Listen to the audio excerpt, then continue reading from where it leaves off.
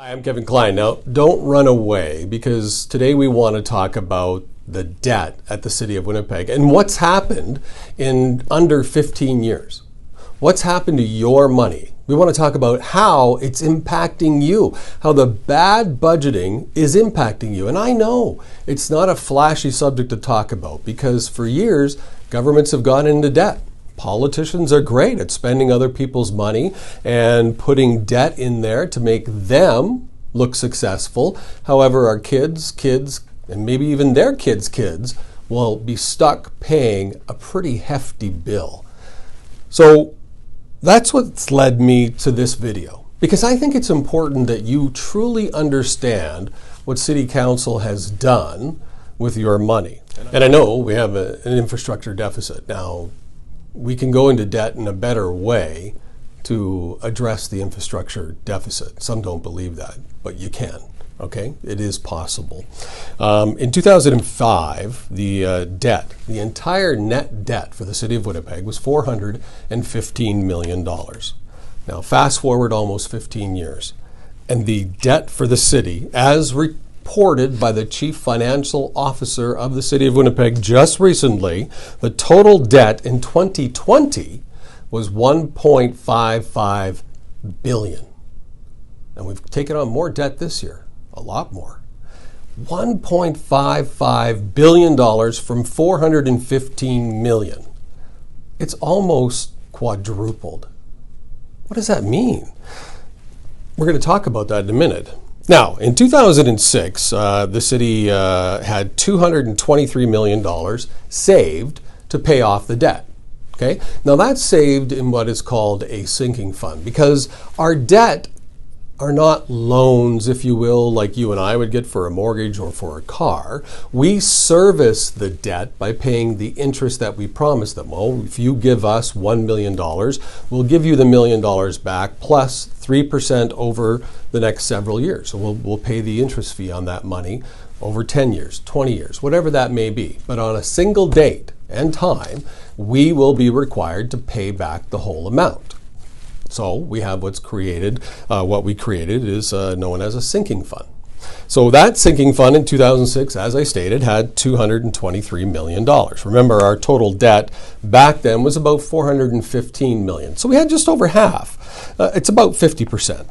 Now, again, fast forward almost 15 years, at the June council meeting, financial documents reported that the amount saved in the sinking fund to pay down debt has decreased to $118 million.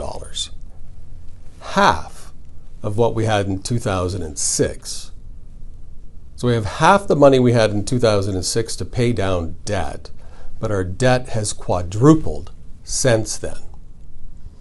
That's bad management of your money. That's the problem we're having. That's why I wanted to talk about this.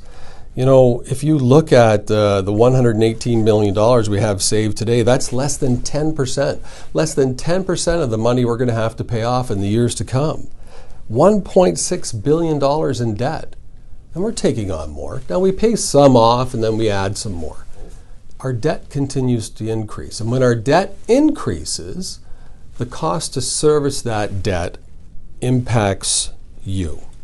So, during the time that the debt quadrupled, we've put away less money to pay off the debt or the debentures.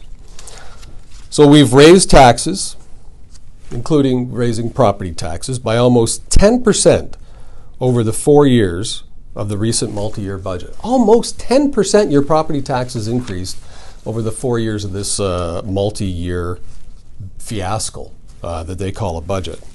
Bus fares have gone up. Recreation fees have gone up. All city fees have gone up. Your water and sewer has gone way up. But we don't tell you about that because we took it out of the budgeting process so that city councilors didn't have to address it when they voted for the budget. Oh, well, yeah, but there was no water increases because they happened months before now. Because this city council said, let's find a way to take it out of the budget process so people don't get angry. Well, now your water and sewer rates are increasing at a greater pace than your property taxes. We have frontage fees now.